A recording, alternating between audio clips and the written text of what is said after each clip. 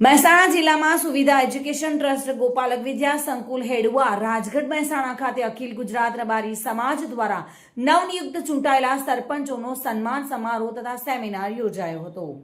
સમગ્ર ગુજરાતમાંથી 190 જેટલા સરપંચોનું સન્માન કરવામાં આવ્યું હતું। અખિલ ગુજરાત રબારી સમાજ દ્વારા એક નવો નિર્ણય લેવામાં આવ્યો છે, જેમાં પ્રાકૃતિક ખેતી તરફ વળવા માટે આહવાન કરવામાં આવ્યું હતું। ગ્રામ પંચાયતમાં મળતી સરકારની તમામ ગ્રાન્ટ અને સેવાઓથી ગામનો 100% વિકાસ થાય તે માર્ગ પર સરપંચોએ આહવાન કર્યું હતું। સમગ્ર ગુજરાતમાંથી મહેમાનો આવ્યા હતા।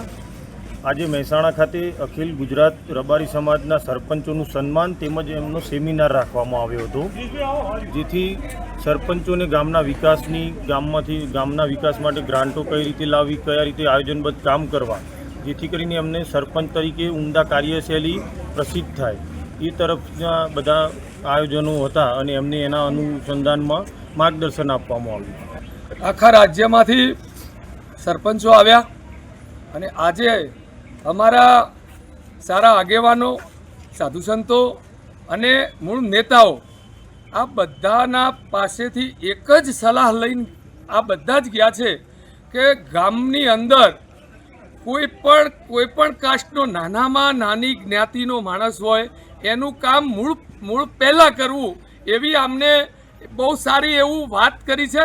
જય માતાજી। સમગ્ર ગુજરાત રબારી સમાજ દ્વારા મહેસાણાના આંગણે સમસ્ત ગુજરાતમાં અમારા રબારી સમાજમાંથી જે પણ સરપંચશ્રીઓ ચૂંટાણા હતા એમનું આજે અમારા ધર્મગુરુઓ, ભુવાજીઓ, સમાજના આગેવાનો, રાજકીય આગેવાનો અને આખી સમાજની વચ્ચે એમનું આજે સન્માન સમારંભનો કાર્યક્રમ રાખ્યો હતો।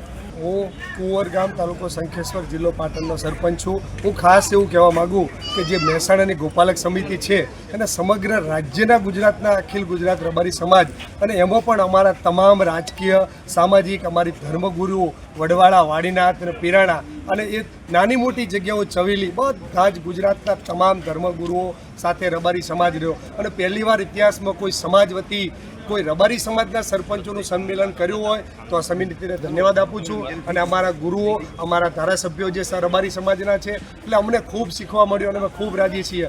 આજરોજ મહેસાણા સેવા સમિતિ અને અખિલ ભારતીય ગુજરાત રબારી સમાજ દ્વારા જે સરપંચશ્રીઓનું સેમિનાર અને સન્માન સમારોહ કરવામાં આવ્યો તેનો મુખ્ય હેતુ એ જ કે અમારા મુકુંદરામ બાપુ સંત છે અને સામાજિક, રાજકીય, શૈક્ષણિક દરેક આગેવાનો, નાના ભાઈઓ, મોટા વડીલો સર્વે હાજર એનો મુખ્ય હેતુ એ જ હતો કે સર્વે જ્ઞાતિઓના લાગણી અને માગણીના કારણે આ સરપંચો ચૂંટાયા છે તો સર્વે સમાજ સાથે ભાઈચારાના ભાવનાથી કામ કરે અને દરેકની ગામનો વિકાસ કરે અને સર્વે સાથે રહી અને તાલુકા અને ગુજરાતમાં પોતાના ગામનું નામ રોશન કરે।